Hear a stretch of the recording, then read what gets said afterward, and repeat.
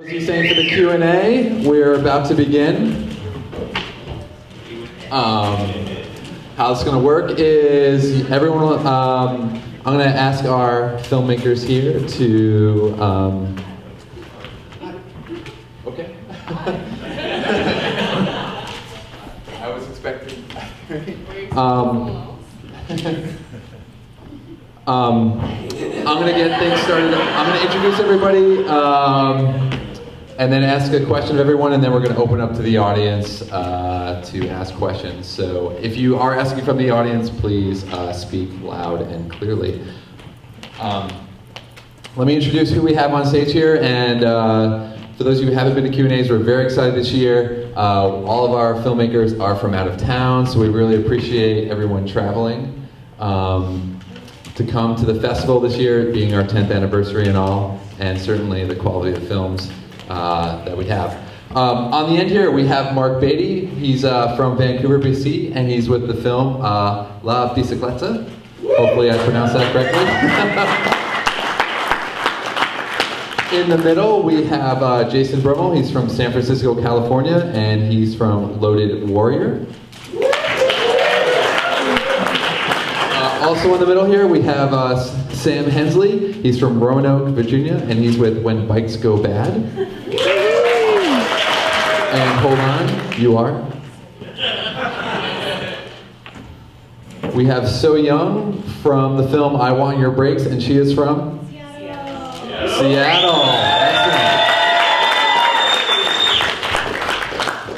So first, I'm going to have our filmmakers start off, and I would just like each one to share a quick story about something memorable about shooting your individual films. Well, we were on the basketball court shooting the night shots, and a group of kids came up and asked what we were doing, and we said we're shooting a film, and they were like, "What are the bikes doing in the film? Are they zombies? Are we zombies?" And they like freaked the fuck out, and we didn't really know what to do, and kind of just shoot them off the set and rolled with it. We were filming the chase scene between Sandra Belleville and the bike, and I fully expected it to go about 10 feet and fall over on the first take, and I just sort of pushed it down. And she was just kind of running like, nah, nah, nah. And then she looks back and she's like, "Oh, the bike's there. All right." Well, so she just starts actually running. So there was no special effect. It was a one-take shot all the way down the sidewalk. I would like to start by saying that no dogs were actually harmed in the making of my movie. Those poor little girls that were sitting next to me all stormed out when they saw the dog blow up. I felt so bad. But some of the language in those later things were probably better that they did go. But yeah, I would say if you're going to do something like this, if you've never done it before, however long you think it's going to take and however much money you think it's going to take, just multiply that by 5 and you're pretty much right on the money. Well, let's see, there's a few stories. We shot most of it over a few days. But maybe one of the funnier moments, I think, of shooting was when we had the little boy Max, who you see in the van with his mom, making the great transformation from riding in the minivan to riding a bicycle. But in that opening shot, the whole movie was supposed to be about helmets and promoting helmets and kids riding bikes. And I had the director of photography hanging from a very questionable sling in the minivan, outside the minivan as it was rolling along.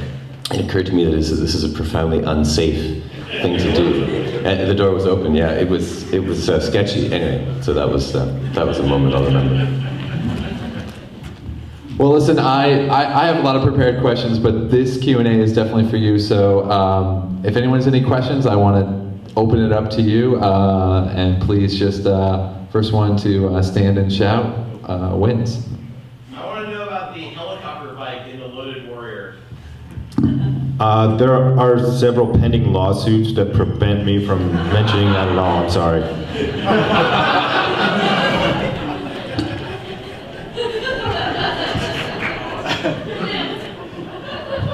Well, this question isn't for is for a couple people on stage. and it's just about special effects specifically. So obviously we don't have Hollywood budgets here. Can you talk to a little bit about how you were able to maybe achieve some of the great special effects you had within the films, whether it's relating to camera shots or makeup or other things like that that added to it. iMovie. That's how we did our special effects. You know, that special color when the bike tire is doing its thing. Yeah, that was iMovie.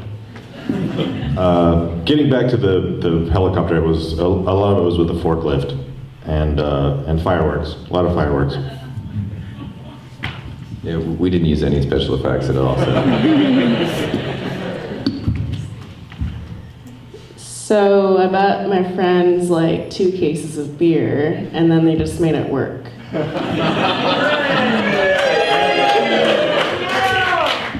Okay, for all the aspiring filmmakers out here, we've discovered 2 main things that you want to do. One is buy beer for your friends who might be filmmakers to help you out. And 2, use iMovie, evidently. Thank you, Apple, for making our filmmaking experience so much better.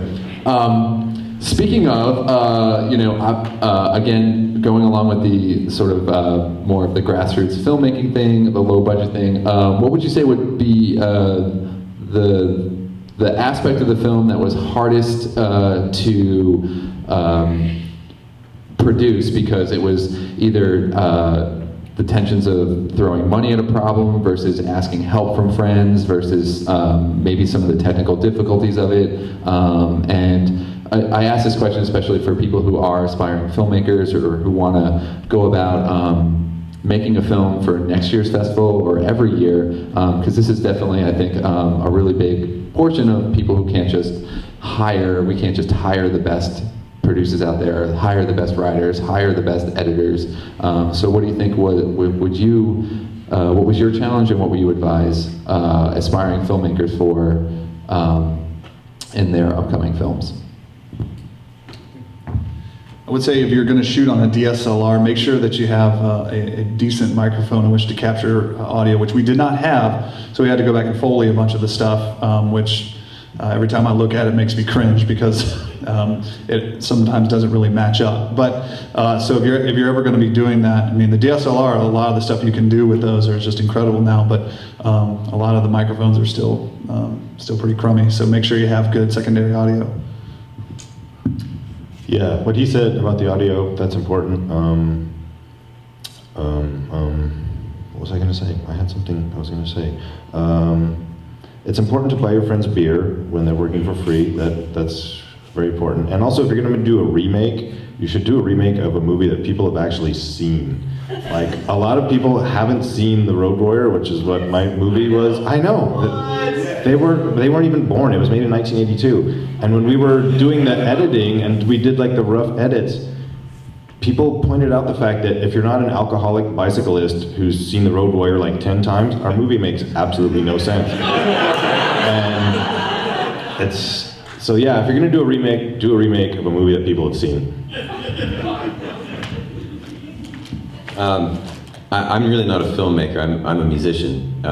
I was the bass player in the film, but I wanted to make this film for a couple of reasons. But in terms of your question about aspiring filmmakers and things, I would say just get out there and start doing stuff and try it out, and then get somebody whose opinion you respect and get them to give you some honest criticism, and sort of go from there. I think you got to start doing it. Because I learned a lot just from this process, for sure. Yeah, get people who aren't your friends to watch your movie while you're editing it, because if it's your baby, you just want everything to be in there, and it gets too long, and then film festivals don't want it. Yeah, I mean, I guess similarly, go big or go home. Like, if you're gonna do zombies, like, they're fucking zombies, just make it work.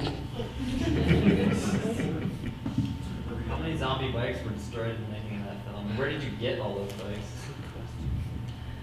I had a fun game of dumpster dive from like 4 or 5 bike shops in Seattle, so I probably destroyed like 20 or 30 bikes. in the process. We had a fun wrench party where we put together bikes, which didn't, like, they would kill you if you ever tried to ride down the road because their wheels would fall off and their handlebars weren't actually attached. If beer were not invented, how would the films be different? It would not exist. I'm happy to say that my wife was actually the one who acted in it. No beer was needed, except for me during the editing. Right, exactly. My film would not exist. Ours probably would exist. It wasn't too beer heavy in its theme, but we were walking this line with permits. You know, if you ever shoot a film and you want to shoot pretty much anywhere, if you start to follow the legal approach to filming in public places, just forget about it. Paperwork. But so we were doing our best to avoid police attention. So we thought we'd leave beer off the set in the public park that we were in. Did you guys beg, borrow, or steal your camera equipment? Borrow. Borrow and steal. Owned? Is that an option? Yeah. Owned? Befriended extended family members, and then Craigslist. Actually, we got one guy who was willing to come in for very little to spend the day with us shooting with a pretty great camera. So that was Craigslist. Thanks. Why a bike film instead of some other short film? I saw The Road Warrior when it came out in 1982 in the theater. I think I was 14, and it changed my life. I've had that idea in my head for like 20 years, and it was just torturing me, and I had to get it out. But I'm in a bike club, Cycle Side. I don't know if anybody's heard of it, but so I had the access to a lot of drunk people and a lot of bicycles, so I could make my vision come true. And it's nice. It's nice that it's out of there. I'm happy. Yeah, in Roanoke, Virginia, we have what's called the Shadowbox Microcinema. Someone said they knew Jason Garnett, and he's a Roanoke resident who started this microcinema, and very similar to what we believe Clinton Street Theater is. And I think we actually bogarted the idea of a film by bike. We call it the Bike Shorts film for Bike Month Roanoke in Roanoke, Virginia. And so we had a cash prize. It's like, well, I got to get me some of that cash. So just went outside with the camera and started filming, and we ended up winning. So we've got another one coming up this year. So Why not bikes? Exactly. Why not bikes? So a big question that a lot of we get from a lot of filmmakers coming in, a lot of people who aspire to be a part of the festival and everything. It's definitely on the editing room floor. You've gone out, you've shot 30 hours of film, and you're trying to make a 3-minute long movie. What would you say? We already had, don't be afraid to cut out things you think you love.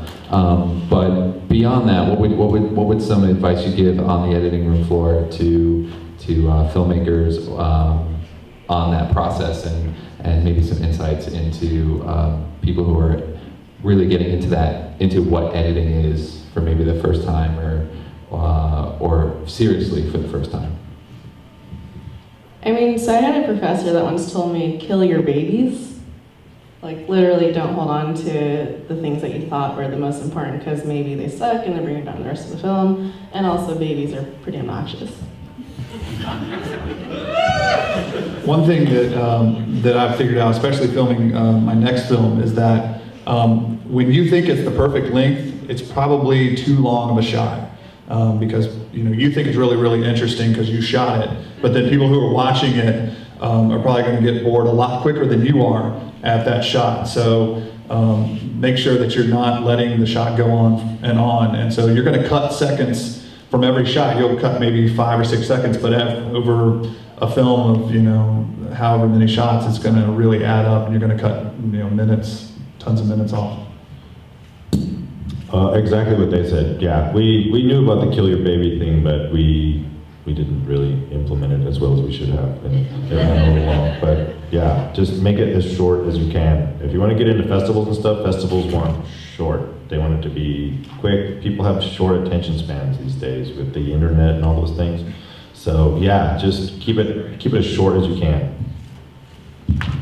Yeah, I would have cut more out of ours too, and I think most of my favorite ones from the festival so far were like the Blair Cow and stuff like that, so don't be afraid to cut. So, with the conceit of creating a film that is a preview, presumably of a longer film, were you ever afraid that somebody would ask when the longer film would be available? The longer film is done. It's on YouTube. Just do a YouTube search for The Loaded Warrior. It's 15 minutes, but again, like it was in the another bicycle themed film festival that I don't want to mention, and he dropped us after the first thing in New York because he just thought it was too long. But it's people, if people don't know the movie like that you're copying, they lose interest really fast. So yeah, but it's on YouTube. Check it out, The Loaded Warrior. I think we have a channel with a bunch of links to stuff. Yeah. Okay, next big topic that I don't think we find also doesn't get, I don't think, get enough attention from aspiring filmmakers is definitely on the writing side, writing the film itself. One, do you think you spent enough time on? Two questions there. One, do you think you spent enough time on the actual writing of it and that process prior to shooting the pre-production of your film? Or did you find yourself more interested in the visuals and the writing came later? I started out with a screenplay, but that got pared down and down and down when I realized that my screenplay was 20 minutes long. So my writing style is basically, what does a zombie movie need? And then it kind of just went from there. It did pare down a lot, but it's not like, it just kind of happened. It was magic. I had a vision of what I wanted the film to look like, and then pretty much we sat there and I said, well, why don't you say this? And then we filmed it and she said that. So there was actually never anything down on paper, which is why there was so very little dialogue in it at all. The beautiful thing about doing a remake is that all that script work is already done, and all you have to do is switch bikes with cars and beer with gas, and you're pretty much done. Yeah, ours was sort of in the style of a music video format, and I wrote the tune La Bicicleta. It's in Spanish, so that cuts out a lot of the audience. But in terms of writing the script and stuff, it was all down to images and creating a story through images. And what we found in the editing phase was the stories weren't telling, or the images weren't telling enough of a story. That's why we added some of the stuff, like we added the question mark, and just to sort of, hammer home the story that was going along. So, yeah. Audience? Okay, just checking in case people are shy and don't want to just shout out questions over us. So I think we've gone through a lot of portions of film, some pre-production, some editing, some post-production stuff. Looking back at your films, would you go back and re-edit them, and would you, or are you of the opinion it's what you've done is your finished product, and you're not going to go and I don't know, let's say add new elements digitally later, or make it 3D later, or maybe make a special edition re-release 20 years afterwards as some. Zombie bikes in 3D.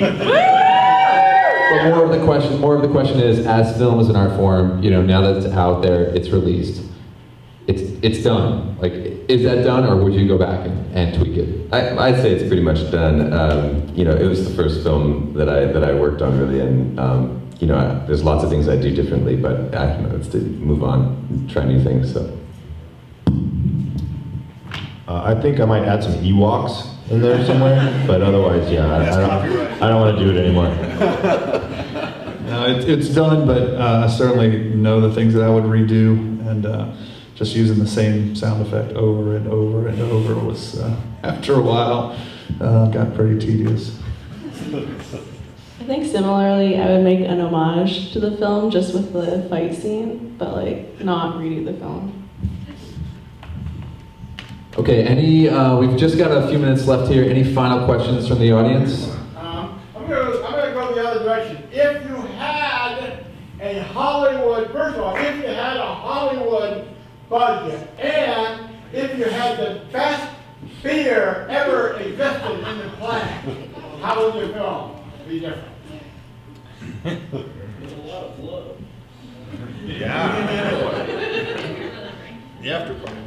The after party would have been a lot better. The explosions, I would have had better explosions. That would have been a higher budget. People always ask, like, why did the dog explode? It's because it's a movie. Things are supposed to explode. So yeah, my film would have had better explosions. Similarly, I was going to say cocaine and fireworks.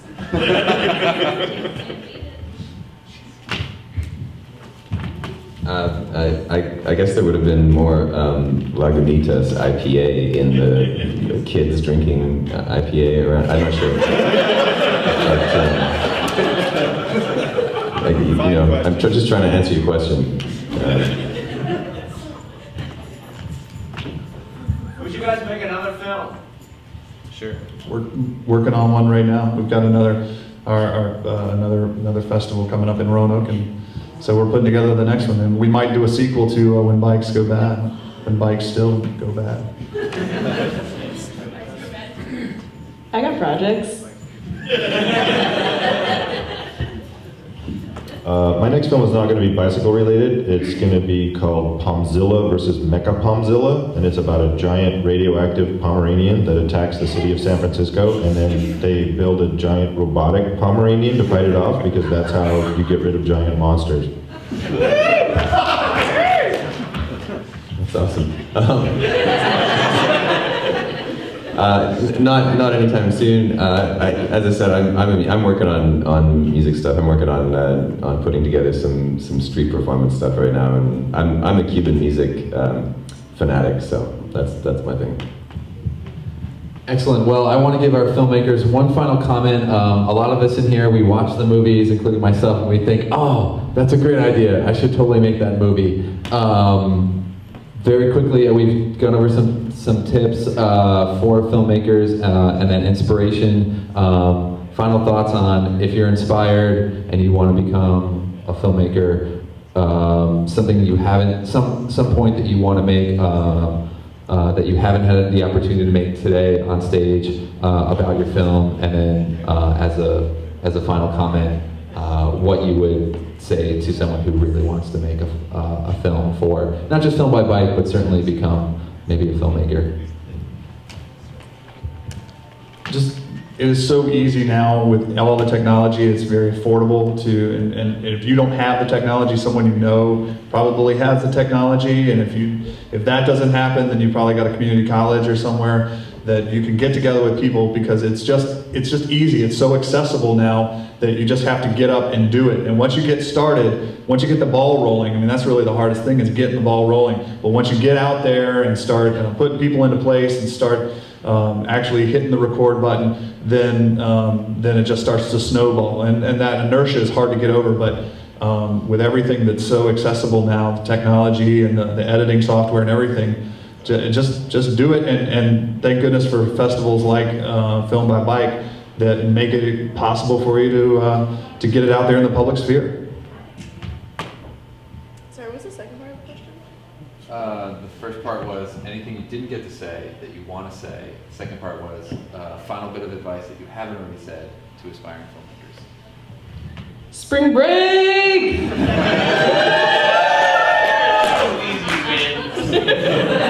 Pandering! And also, like, literally there's websites on the internet that like let you make films, so just do it.